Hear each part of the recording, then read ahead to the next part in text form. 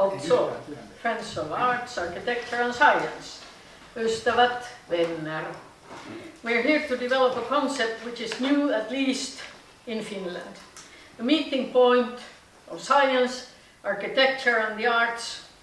A focal point is inspiring research where borders are gallantly crossed and new ideas are thriving. Turku, ancient and modern, bourgeois highbrow and bohemian, and always also underground, will have a new meeting point where academics and artists will meet on equal footing. Jan-Erik Andersson's Life on a Leaf is academic artistic research, part of a doctoral thesis and simultaneously a livable house, which has attracted visitors from near and abroad since its construction. The very prestigious Rizzoli Publications of New York, which is a leader of fashion, interior design, culinary art, architecture and photography fields, in 2014 published the book Total Design, Architectures and Interiors of Iconic Modern Houses by George H. Marcus. It's over there, you can have a look at it if you don't know it from before. But I think many of you are familiar with the work. The book presents 18 houses by as many architects, including Frank Lloyd Wright, Daniel Libeskind, Mies van der Rohe, etc. And 3 Finns are including, 2 of them with their creations in Finland, Alvar Aalto and Jan-Erik Andersson. With You should also mention in this case that it's a collaboration also with architect Erkki Pitkänen. So, yeah. Thank you for the addition. Perhaps those who are less informed may say that there are many books in the world. And of course there are. But for example, the New York Times has stated that Rizzoli has long published some of the most beautiful illustrated books in the world.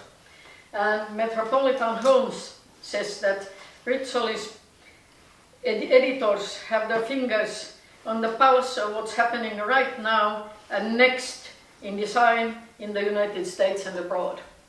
And why do I speak so long about this book? It is because I think that in this city, in Turku, and perhaps in Finland, there is not enough realization about what this house, this building, and what it stands for is. How unique it is.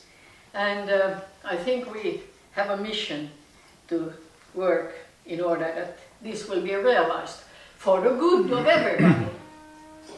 When Turku was European Capital of Culture in 2011, this was one of the most popular sites in Turku among foreign media people and other visitors. Life on a Leaf was featured from La Stampa to the New York Times and supposedly also illustrious Chinese newspapers. We don't know very much because we just saw the prints of the pictures of these very newspapers, but we understood from the picture that this was the clue of the reporting from Turku 2011, this house. And some of us, besides Mario and Janne, had the honor to enjoy the company of the President of the European Commission, Manuel Barroso, in this house in March 2011. And he really enjoyed it. Yes. It was really a very, very nice event.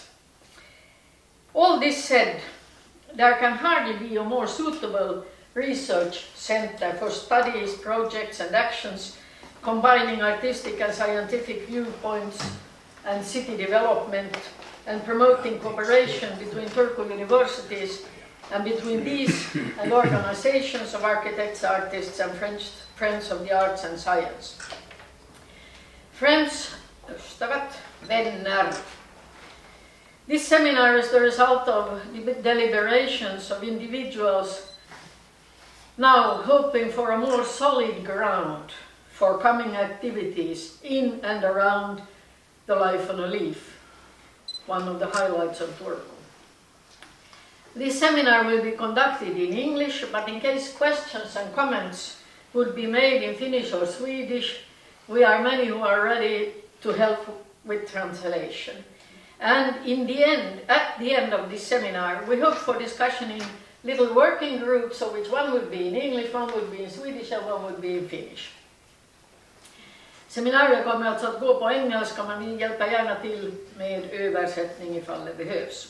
Seminaarin kieli on siis englanti, mutta autamme mielellämme, jos haluaa mieluummin esittää kommentin tai kysymyksen suomeksi. Ja lopuksi on siis tarkoitus, että on 3 työryhmää, yksi suomenkielinen, yksi ruotsinkielinen ja yksi englanninkielinen. And we are most pleased that we have the ultimate moderator going to lead us through this seminar, Bengt Christensson-Uggla. Bengt is a living example of what we want to achieve around this Life on a Leaf. Amos Andersson, professor at Åbo Academy, philosopher, theologian,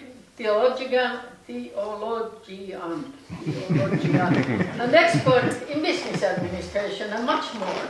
And he is a central actor in the network Europe, the nomadic university for art, philosophy and enterprise in Europe, which is really a wonderful exercise. Also visited Turku in 2011 and it was most interesting.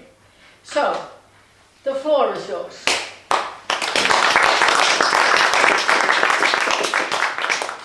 Thank you very much, Cay, for this introduction. And this is really a fantastic house, a magic house. It's not only the most famous house internationally in the building, internationally in Turku. It's also, I'm convinced that this house can also make a difference for science and for our 2 universities in this city. Just an example, I brought a group of philosophers here, I think it was 4 years ago. We have an international seminar. We meet every year, philosophers from Asia, Europe and America. And we have met, I've been part of this seminar for 10 years. And the most creative and surprising dialogue ever we had in this house. Finally, when we sat here late at night in the Blå Klockan, what's the name? Bluebell. The Bluebell, and people started to say new things, and they also told us about their lives. For example, Manuel D., philosopher from Manila, who suddenly started to talk about he had 8 dogs in his house. 8 dogs? What kind of house do you live in?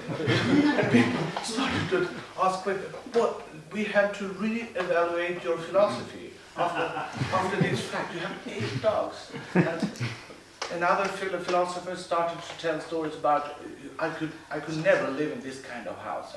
And then it just went on like this.